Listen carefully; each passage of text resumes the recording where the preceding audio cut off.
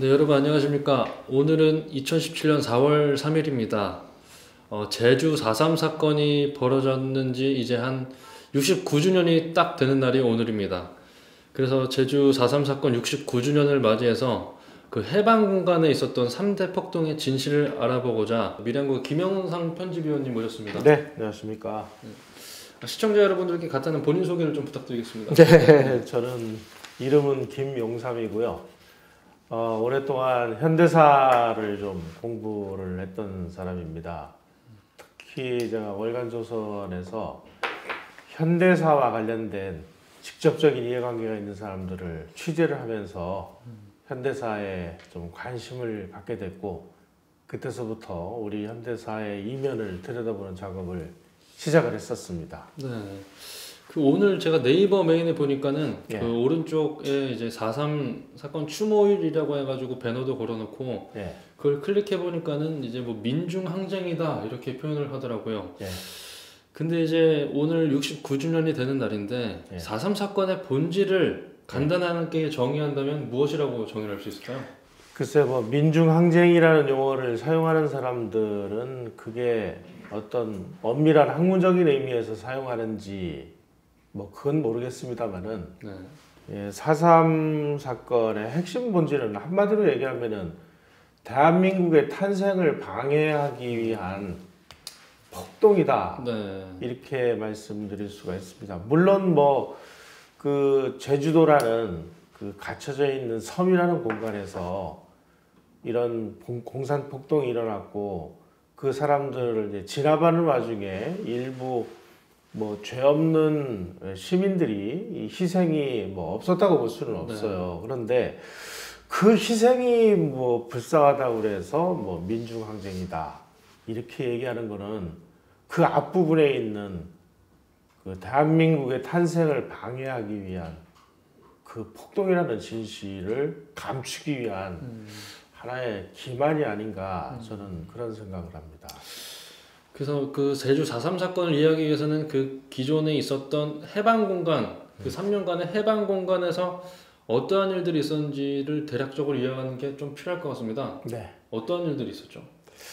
그 사람들이 좀 궁금해하실 것 같아서 제가 이제 요 책을 얼마 전에 그 썼습니다. 예, 요거는 이제 해방 공간에서 그 아주 뭐 이 사회를 뭐 완전히 뭐 뒤집어 놓을 것 같은 폭동 반란 사건이 세 차례가 있었는데, 하나는 1946년 10월에 있었던 대구 폭동이고요. 두 번째로는 오늘 그 주제로 말씀하신 제주 4월 3일 4.3 폭동, 그리고 대한민국이 건국되고 나서 불과 한 달 후에 벌어진 여수 순천 반란 사건, 요 세 가지를 제가 쓴 내용입니다. 네. 예.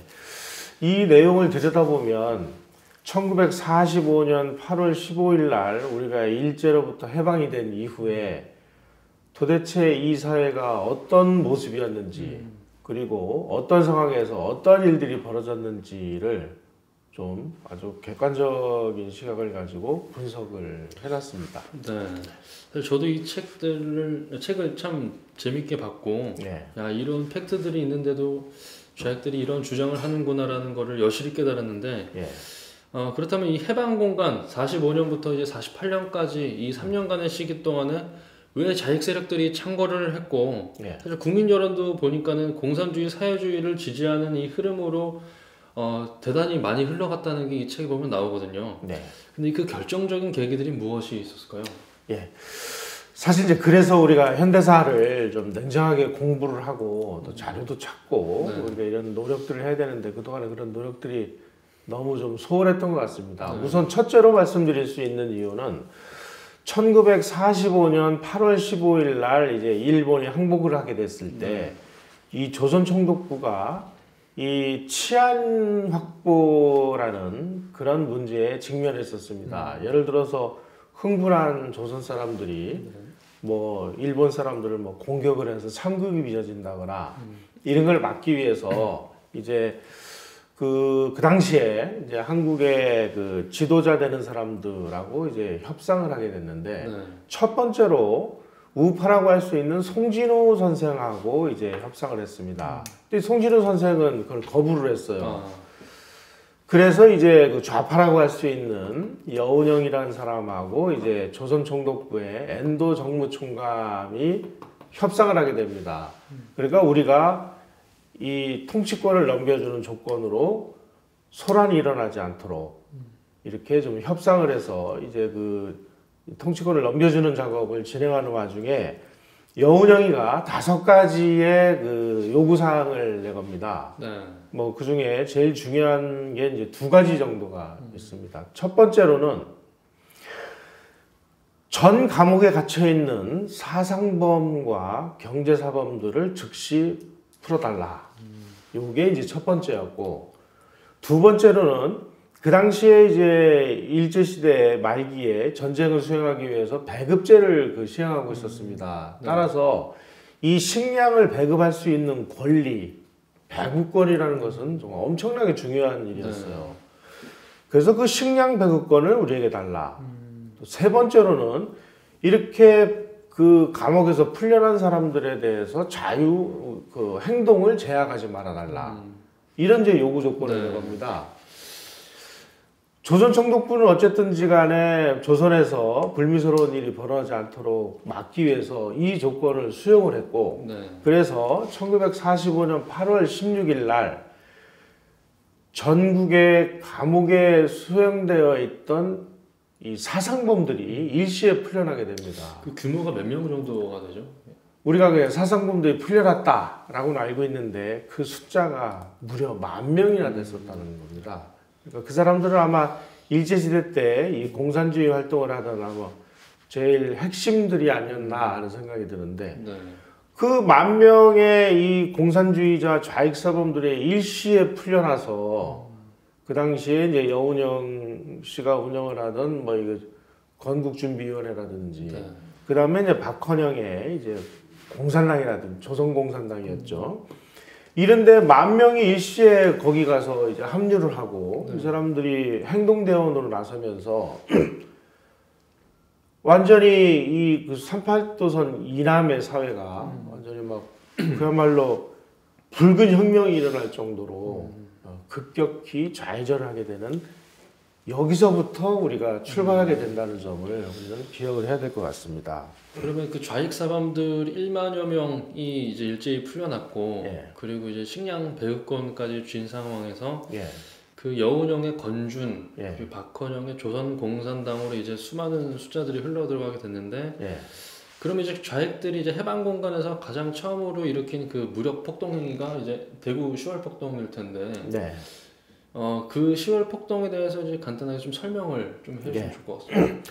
사실 그 당시에 이제 그 조선 공산당이 아주 민심을 크게 잃는 사건이 있었습니다.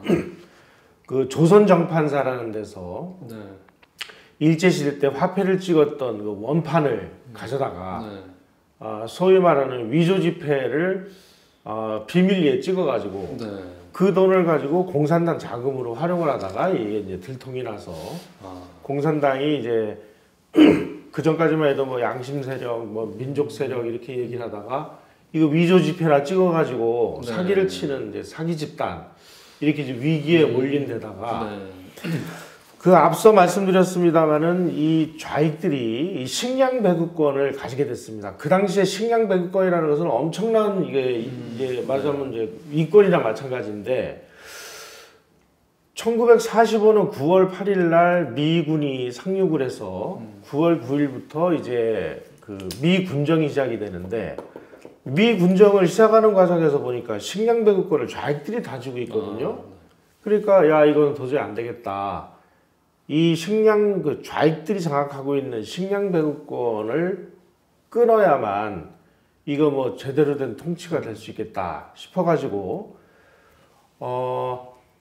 미 군정이 식량을 배급하는 게 아니라 식량을 자유시장 가격제로 돌려버립니다. 그러니까 이제 일제시대 때 배급을 하던 제도를 이제 시장에서 이제 자유로운 거래를 통해서 가격이 형성되도록 이렇게 제도를 바꿉니다. 네.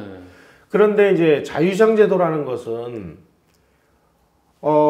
이 쌀은 한정돼 있는데 수요는 많아지면 가격이 올라가지 않습니까? 그렇죠. 네. 예. 그런데다가 그 당시에 1945년 해방이 된 이후에 뭐 일본에 징용으로 끌려갔던 사람 또 뭐 만주로 그 뭐 끌려갔던 사람 저 태평양으로 징용돼서 갔던 사람 이런 사람들이 막 일시에 막 몇백만 명이 쏟아져 들어오면서 남한에서 쌀 생산량은 한정이 돼 있는데 수요는 많이 늘어나니까 가격이 치솟을 거 아니에요? 네. 그러니까 이 쌀을 그 시장에 내놓으려고 하던 사람들이 가격이 막 올라가니까 이 쌀을 전부 숨겨두고 시장에 내놓지를 않는 거예요.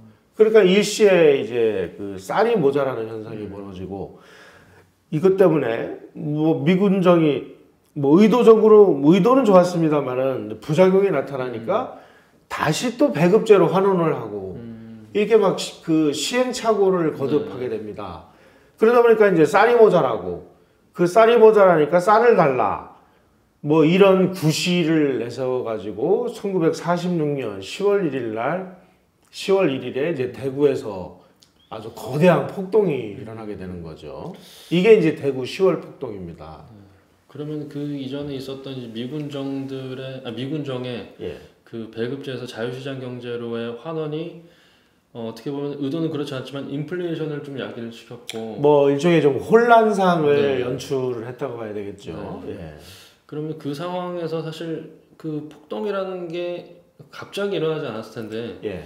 그 이전에 무슨 공작들이 있었을 것 같아요. 네.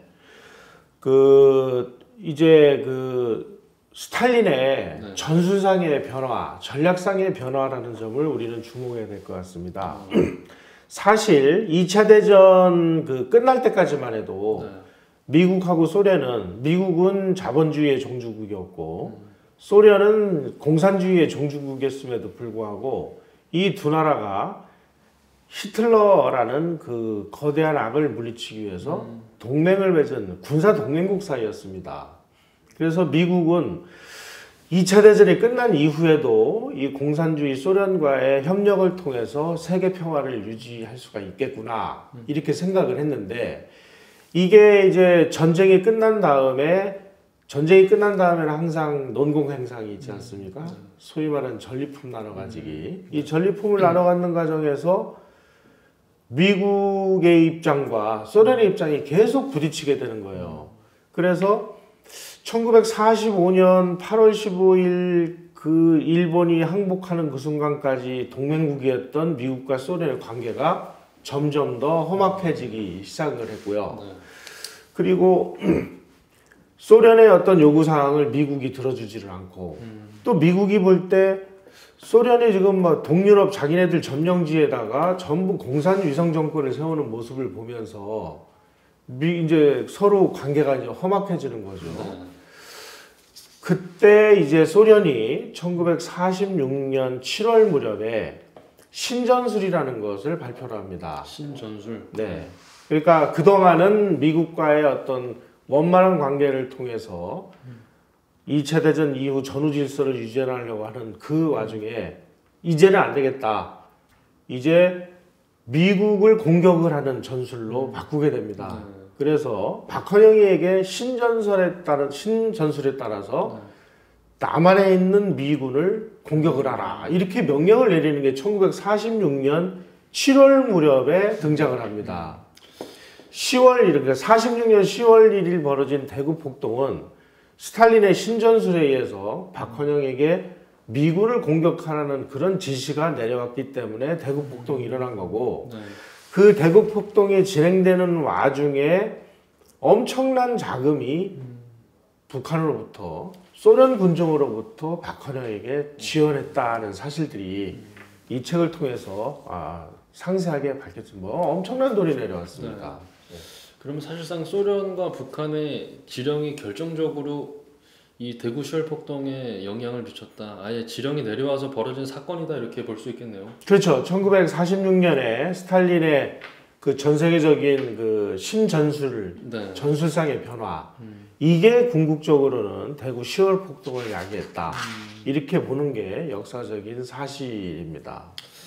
네, 그래서 지금 사실 대구 10월 폭동이라고 해야 올바른 표현이 될 텐데 뭐 지금은 뭐 대구 10월 사건, 10월 1일 사건 뭐 이런 식으로 표현을 하고 무슨 뭐 민중 항쟁으로 포장하려는 시도도 있고 이게 무슨 얼마 전에는 보상까지 이루어졌다고 저는 알고 있습니다만은 이런 부분에 대해서 좀 이런 이 책도 그렇고 우리가 좀 현대사적으로 좀 잘 파헤치는 작업들이 필요할 것 같습니다. 그러니까 이런 부분에서 이제 공산주의자들의 선전과 선동술이 네. 아주 뭐 극단적인 그 모습들이 나타나는데요. 자기네들의 어떤 그 나쁜 점은 네. 전부 숨기고 거기서 뭐 그 어떤 그 폭동이나 이런 과정에서 그 벌어진 뭐 시민들의 어떤 그 사망이라든지 이런 것만 부각을 시켜가지고 자기네들에게 유리한 쪽으로 끌고 가는 아주 전형적인 그 공산주의의 선전선동술이 먹혀 들어간 아주 대표적인 사건이 대구 10월 폭동이라고 볼 수가 있습니다. 그 10월 폭동이 사실 많은 지금 현재 사회에서도 벌어지는 것들에 대한 많은 시사점을 주고 있는데 10월 폭동이 사실은 좌익들의 그 시체팔이의 그 원조가 될 수 있는 그렇죠. 그런 사건이기도 하고 사실은 이제 대구에서 이 폭동이 격화되게 된 결정적인 이유가 네. 바로 이게 시체가 등장한 건데 네. 이 공산주의자들이 이 경찰이 쏜 총에 맞아 죽은 시체다라고 들고 나온 그 시체가 사실은 경찰의 총에 맞아 죽은 게 아니고 그 당시에 대구에 그 콜레라가 유행을 해서 네.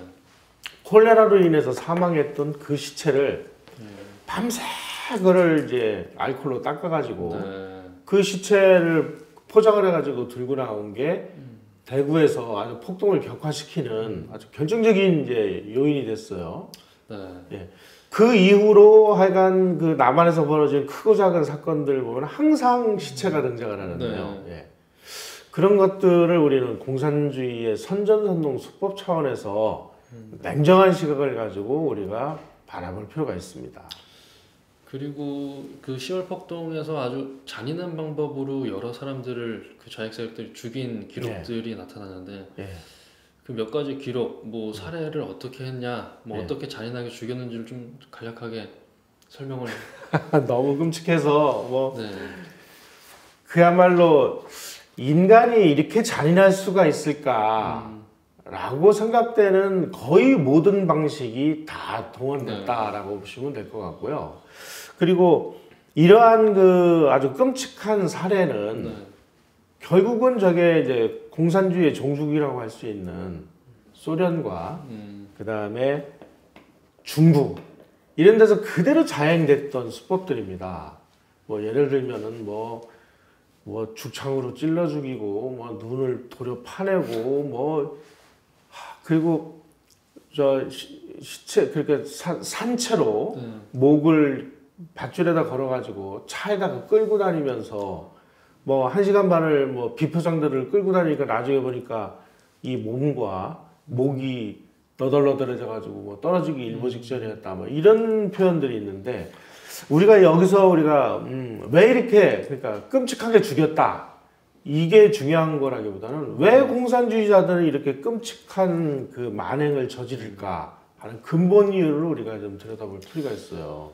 대구 10월 폭동만이 아니라 이제 공산주의자들의 이 살해 방법의 그 특징이라는 거죠.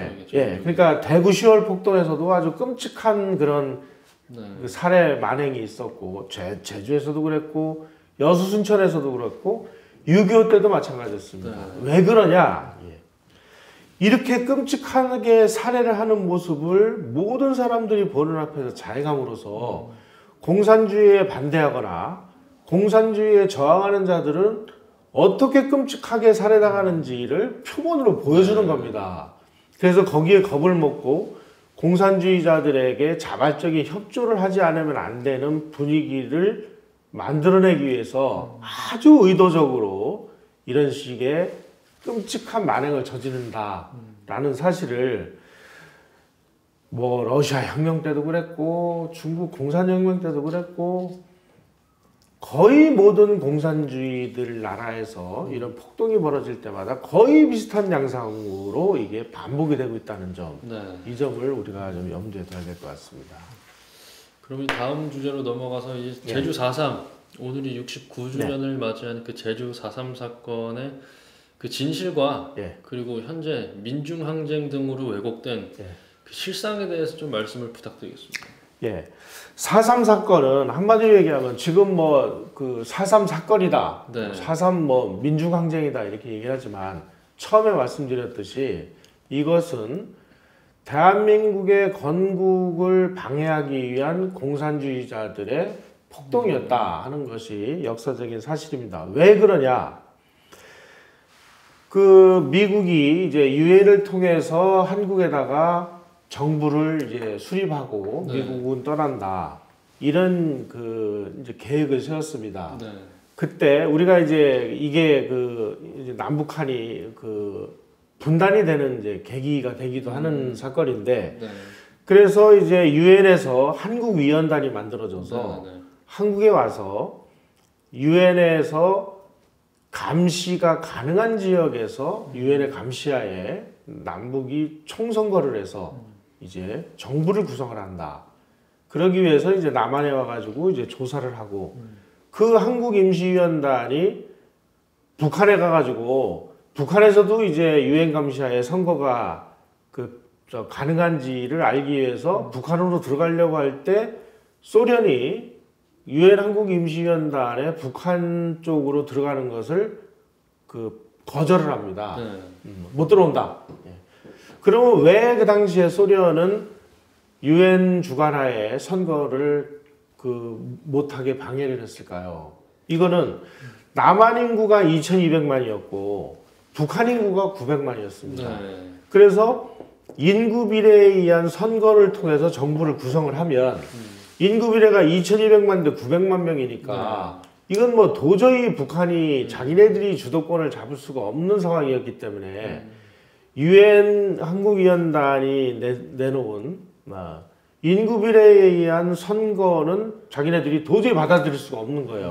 그래서 한국위원단에 북한으로 들어오는 것을 방해를 한 여기에서 바로 분단이 이제 가시화되고 현실화된 겁니다. 그러니까 무슨 뭐 이승만의 정읍 발언이 무슨 뭐 분단의 원흉이다라는 식의 선전선동은 다 거짓말입니다.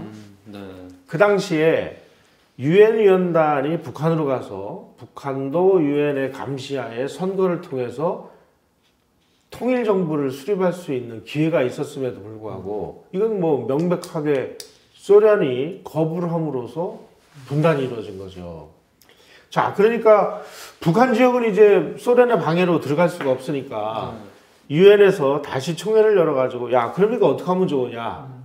그래서 다시 그렇다면은 선거가 가능한 지역에서만이라도 선거를 해서 정부를 구성을 한다. 하도록 유엔 총회에서 결의를 하게 됩니다. 1948년 그 2월에. 이게 알려지고 나니까 이제 선거는 피할 수가 없잖아요. 그래서 재헌의원 선거 날짜가 정해지고 재헌의원 선거를 위한 준비가 진행되는 와중에 재헌의원 선거를 방해하기 위해서 제주에서 이 거대한 폭동이 일어난 것이 오늘 우리가 얘기하는 제주 4.3의 이 발생 이유라고 볼 수가 있죠. 그 재헌의원 선거를 방해하기 위해서 했는데 이것이 뭐 조직적으로 벌어진 그 사건의 정황들이 있나요? 엄청나게 많습니다.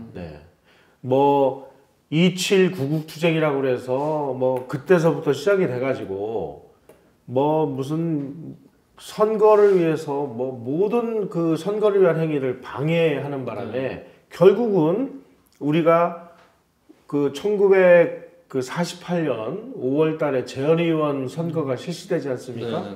그런데 제주도 지역에 그 당시 2개 선거구가 있었는데 이 2개 선거구에서 이 좌익들의 폭동 방해로 인해서 선거가 진행이 못 돼요.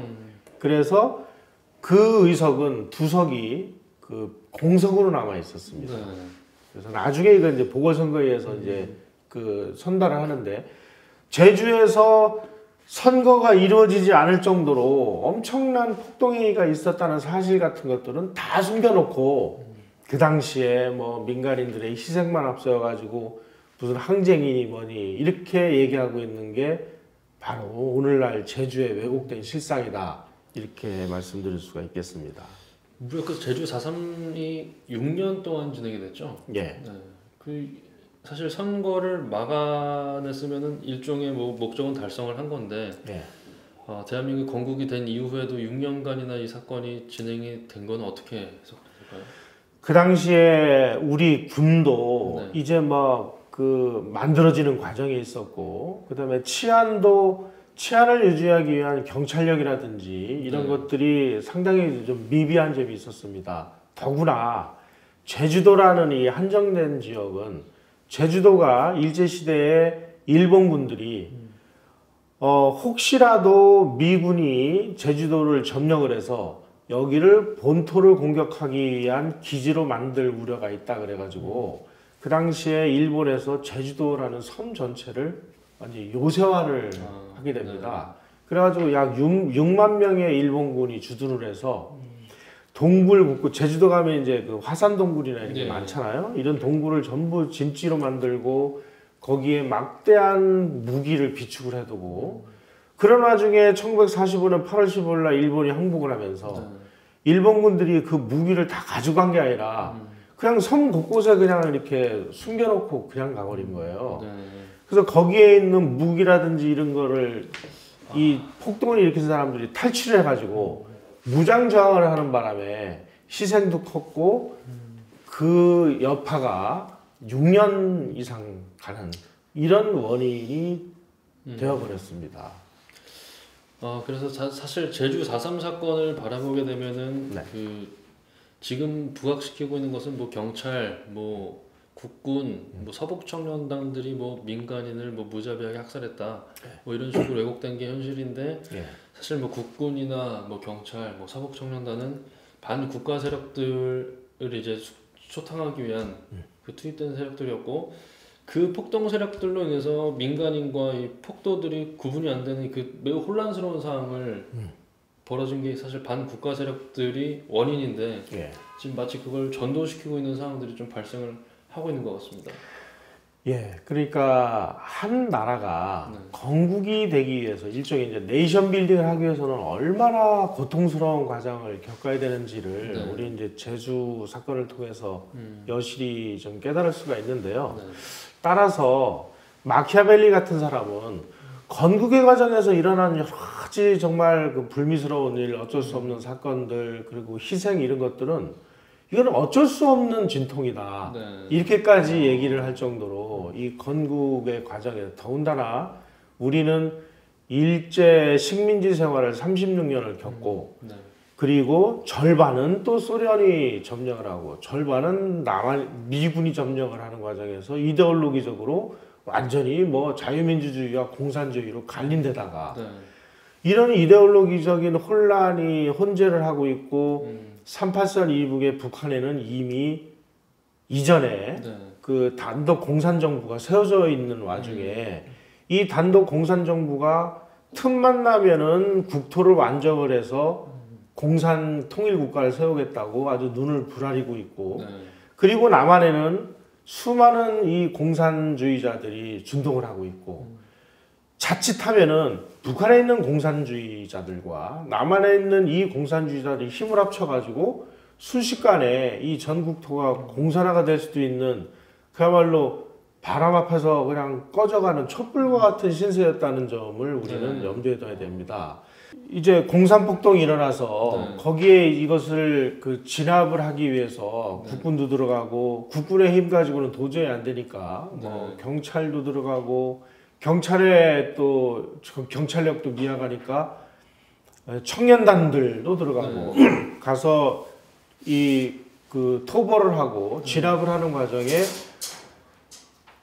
어쨌든 먹고 살아야 될 거 아니겠습니까? 그러면은 이 그 소위 말하는 그 당시에 이제 그 공비들이라고 그랬는데 이 무장 공비들이 산에 숨어 있다가 이 낮에는 이제 토벌대들이 쭉 그 마을로 들어가니까 이 사람들을 피해가지고 산에 숨어 있다가 밤이 되면 이 그 또 토벌대들이 또 그 빠져나가면은 그 자리에 와가지고 거기에 있는 주민들에게 뭐 밥을 내놔라, 뭐 옷을 내놔라 해가지고 일종의 뭐 소위 말하는 보급기지 비슷한 일이 돼버립니다. 그러니까 야 이래가지고는 도저히가 안 되겠다 싶어가지고 이쪽에 있는 주민들을 막 다 소개를 시키고 집을 불태우고 그리고 이 무장공비들에게 협조를 한 사람들에게 대한 그 당시에 이제 계엄령이 선포돼 있고 이런 상황이었기 때문에 거의 뭐 전시나 다름없는 상황에서 적에게 도움을 준 사람들은 그 당시에 뭐 어쩔 수 없는 법에 의해서 처벌을 할 수밖에 없었고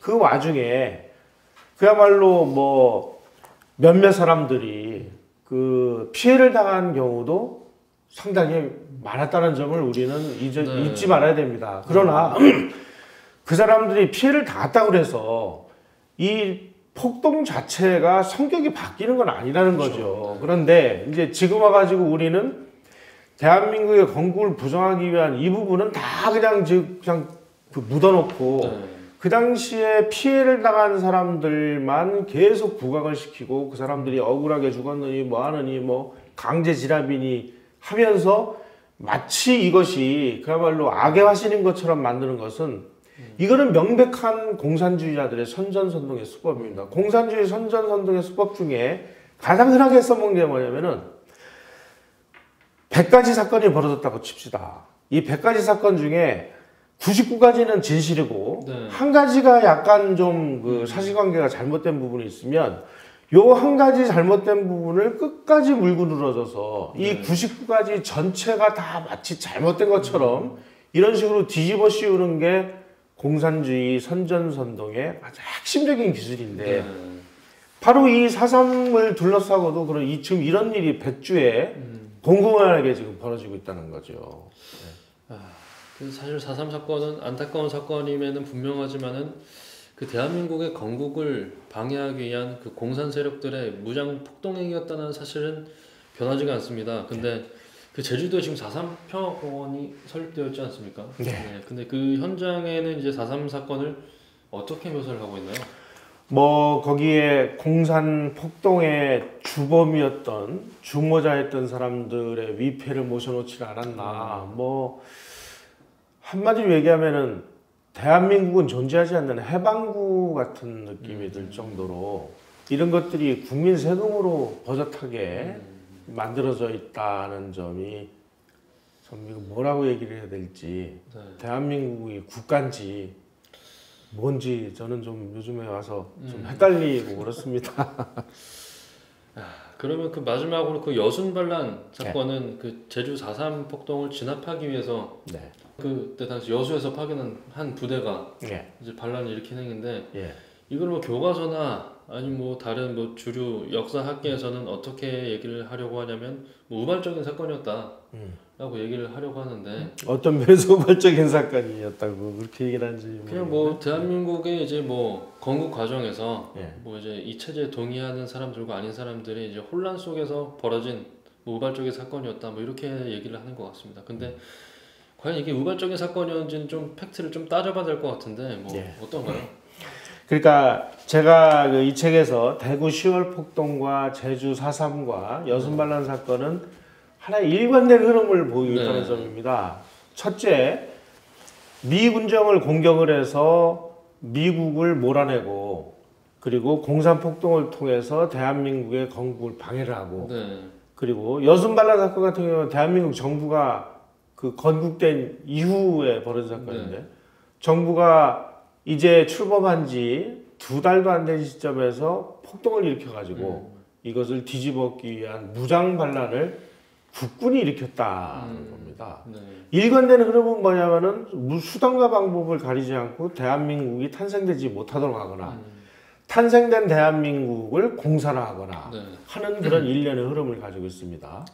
그리고 여수 순천 반란 사건은 제주 4.3과 뗄래야 뗄 수 없는 그 인간관계를 가지고 있었던 게 아까 이제 말씀하셨듯이 그 제주 4.3 폭동이 일어났을 때 6년간이나 길게 이 폭동이 이어가지 않습니까? 그래서 그 그 당시에 이제 뭐 대한민국이 건국되고 뭐 정부가 수립이 되고 미군이 철수를 하고 막 아주 굉장히 혼란스러운 그 와중에 제주도를 그 폭동을 진압할 여유가 없었습니다, 사실은. 네. 그래서 1948년 8월 15일 날 대한민국 건국이 선포되고 그리고 야 이제 우리 그 정부도 건국이 되고 그랬으니 제주에 있는 저 무장 반란을 이제 본격적으로 토벌해야 되겠다. 그러기 위해서는 가장 가까운 곳에 있는 여수에 주둔하고 있는 14연대 중에 네. 1개 대대를 뽑아가지고 네. 제주로 보내서 이제 반란군을 토벌을 하겠다. 이 소식을 들은 네. 그 국군 14연대 내에 이 소위 말하는 이제 좌익분자들이 이 이제 폭동을 일으켜서 이제 여수 순천 일대를 아수라장으로 만들게 되죠. 그러면 그 국가의 그 지시를 군내 지시를 상부 지시를 이제 뭐 예. 반란을 일으킨 건데 예. 그럼 이 군대 내에도 이제 좌익 세력들이 포진을 했었다는 얘기가 되고 예. 그럼 그 군 내부의 소식을 누군가 미리 입수를 해서 그렇죠. 반란을 일으킬 수 있을 만한 그런 연락책들이 마련이 돼 있는 상태였다. 그 당시에 그 우리 군이 그 건국이 될 당시에 네. 약 9만 5천 명 정도가 됐었는데요. 네.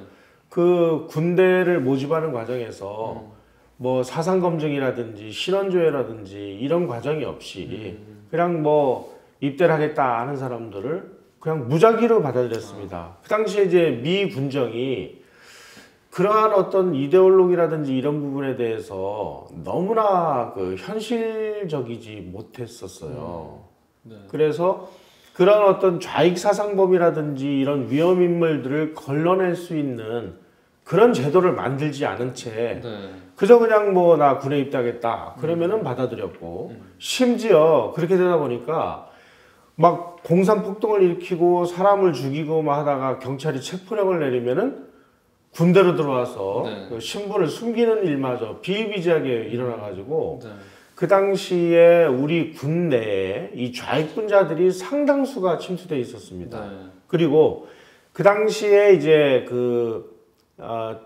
남한내에 있던 공산당, 남로당이라고 그러죠. 네. 이 남로당의 핵심 분자들이 군을 좌경화를 해서 군대를 통째로 좌경화를 해서 자기네들의 혁명에 이용하기 위해서 군 장교단, 하사관 이런 사람들에 대해서 엄청난 공작을 해서 거의 10% 가까운 군인들이 남로당과 관련이 있는 이런 공산주의자 내지는 좌익이었다 하는 점을 우리는 알아야 되겠습니다. 왜냐하면 왜 이 10%라는 수치가 어디에 나오냐면은 그 여수수천 반란 사건이 일어난 다음에 야 우리 군대를 이대로 놔둬가지고는 이게 안 되겠다. 그래서 수군 작업을 벌이거든요. 네. 그래서 수군 작업을 통해서 약 4,900 몇십 명을 그 숙청을 합니다.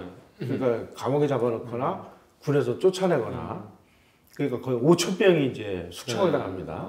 그리고 이 숙군 과정에서 이제 체포를 두려워한 사람들이 탈영을 해서 도망가는 경우가 발생을 합니다. 네. 탈영자가 5,000명이었습니다. 그러면 5,000명, 5,000명, 10,000명이니까 네. 그 당시에 9만 5천 명 중에 10,000명이 숙청되거나 탈영을 했으니까 이 전체로 보면은 약 10%가 넘는 인원이 그렇죠. 공산주의자였다. 이렇게 우리가 얘기할 수 있고요. 그리고 나중에 이제 그 강태무, 표무원, 뭐 강태무 네. 이런 사람 대대장이 그 자기가 지휘하는 대대를 이끌고 월북을 하는데요. 이 두 사람도 결국은 그 공산 프락치였다는 거죠. 이런 일들이 비일비재할 정도로 그 당시 군이 좌익화됐고 공산주의가 대대적으로 침투했었다. 네. 네. 아 그러면 그 사실 군내 10% 이상이 공산당 혹은 좌익 세력들이었다고 하면은 이게 어떻게 보면 여순 반란 사건을 통해서 드러나게 된 건데 네. 만약에 이 사람들이 드러나지 않고서 6.25가 터졌다면 더 큰 뭐 안타까운 상황이 만약에 그랬다면은 우리 군은 이 10%가 넘는 이 좌익 군인들의 폭동으로 인해서 네. 지휘 체계가 와해가 돼서 네. 그냥 통째로 그냥 항복을 했을 가능성이 상당히 높다 이렇게 학자들은 얘기를 하고 있습니다. 그래서 이제 존 메릴 같은 이제 한국 현대사를 공부한 미국 사람인데요. 이 사람은 뭐라고 얘기를 하냐면은 여수 순천 반란 사건은 정말 너무나 많은 사람들이 희생을 당한 정말 비극이지만 궁극적으로는 축복으로 끝난 비극이었다. 왜 축복이냐? 바로 이 여수 순천 반란 사건을 통해서 10%가 넘는 이 좌익 공산당 군인들을 일거에 쫓아낼 수 있었고 네. 그 빈자리를 아주 이 사상적으로 무장이 잘 된 이 서북 청년단이라든지 대동 청년단이라든지 이런 아주 사상이 반공 정신으로 아주 무장이 돼 있는 이 청년들이 그 좌익 군인들이 빠져나간 빈자리를 다 메웠습니다. 네. 바로 이런 일이 있었기 때문에 6.25 전쟁이 터졌을 때 우리는 그렇게 뭐 어려운 전쟁을 통해서 기습을 당해서 뭐 탱크도 없이 맨주먹으로 싸우면서도 네. 부대 단위로 투항이라는 사건은 단 한 차례도 없이 조직적으로 우리가 후퇴 전술을 수행을 하면서 낙동강까지 조직적으로 아주 체계적으로 후퇴를 해서 반격의 기회를 만들 수가 있었다. 네. 고로 여수순천 반란 사건은 축복으로 끝난 비극이었다. 이렇게 얘기를 합니다. 그 역설적인 표현이지만 그게 딱 맞는 것 같습니다. 예. 그래서 그 오늘 말씀을 들어보니까 이제 해방 공간에서 벌어졌던 세 가지 사건, 뭐 대구 10월 폭동, 뭐 제주 4.3 사건, 뭐 여순 반란 사건까지 이 세 가지 사건은 이제 대한민국의 건국을 저지하기 위해서 행했던 이제 반국가 폭력 행위였다는 게 너무나도 명백하고 예. 뭐 역사에는 뭐 여러 가지 평가가 있을 수 있다고 하지만은 그 이 사건들만큼은 너무나도 이 사실관계가 명확한 예. 그 대한민국의 건국을 방해하려 했던 그런 반국가적 행위다 이렇게밖에 결론을 낼 수밖에 없을 것 같습니다. 근데 이거를 또 민주화 운동 비슷하게 포장하려는 움직임들이 너무나도 거세게 불어닥치고 있고 그게 오히려 주류가 되고 있는 게 이제 지금의 현실인데 그 궁극적인 이유가 뭘까요? 우리나라는 민주주의가 일종의 시민 종교나 마찬가지인 상황이 네. 돼버렸어요. 네, 민주주의만 앞서면 모든 것이 다 뭐 용인되고 용납되는 것처럼 착각들을 하고 앉아 있는데요. 네. 한 가지 분명한 거는 이렇습니다. 그 당시 1945년에서 48년 그 공간에서 이루어졌던 그 끔찍하고 본질적인 핵심을 아는 사람들이 많이 돌아가셨다는 거죠. 네. 그러면서 우리는 이런 것들을 제대로 공부하려는 노력도 없었고 그리고 전교조 교사라든지 네. 이 좌경화된 언론이라든지 이 좌경화된 학자들이 네. 전부 이 공산주의적인 그 사관, 북한식 사관, 또 소련이 만들어 놓은 소련식 사관을 무비판적으로 그리고 의도적으로 받아들여서 우리의 현대사를 완전히 그냥 그 전체주의적 사관으로 완전히 날조를 해버린 거예요. 네. 그래서 우리는 지금부터라도 이런 지금 뭐 수많은 자료들이 아직까지 많이 남아 있습니다. 그런 자료들을 다시 발굴을 하고 이 수십 년 동안 전교조 교사와 이 좌익 언론과 이 좌익 학자들, 이 사이비들이 만들어 놓은 이 거대한 허상을 지워내는 작업을 정말 피눈물 나게 하지 않으면 이 진실이 다 묻혀져 버릴 수밖에 없는 절체절명의 이런 위기에 처했다는 점들을 우리가 좀 알아야 되겠습니다. 그래서 저도 정말 고민 끝에 이제 이 책을 제가 네. 쓴 건데요. 이런 책을 통해서라도 우리가 이 사건의 본질을 제대로 우리가 보고 그리고 이 공산주의자들의 선전선동 수법에 의해서 이렇게까지 지금 공산폭동이 마치 뭐 민주화 항쟁인 것처럼 뭐 무슨 민주화 항쟁인 것처럼 이렇게 왜곡이 되어 있는 이걸 바로잡으려면 네. 우리가 역사적인 공부를 새로 하는 수밖에 없다. 저는 이 말씀을 꼭 좀 드리고 싶습니다. 네, 오늘 제주 4.3 사건 69주년을 맞이해서 해방 공간의 3대 폭동의 진실에 대해서 알아보는 시간을 가졌습니다. 아까 말씀하신 대로 역사는 진실을 가르쳐주는 것이 아니라 왜곡된 역사가 지금 대한민국을 휘감고 있는 게 현실입니다. 네. 그래서 정말 피눈물 나는 노력과 학습 그리고 이런 책들을 통한 그 사실들을 밝혀내는 작업을 부단히 해서 우리 미래에는 이제 왜곡된 역사가 아닌 바로 된 역사가 자리 잡을 수 있도록 많은 노력을 해야 될 것 같습니다. 오늘 김영삼 편집위원님과 대담은 여기까지 하도록 하겠습니다. 고맙습니다. 고맙습니다. 네.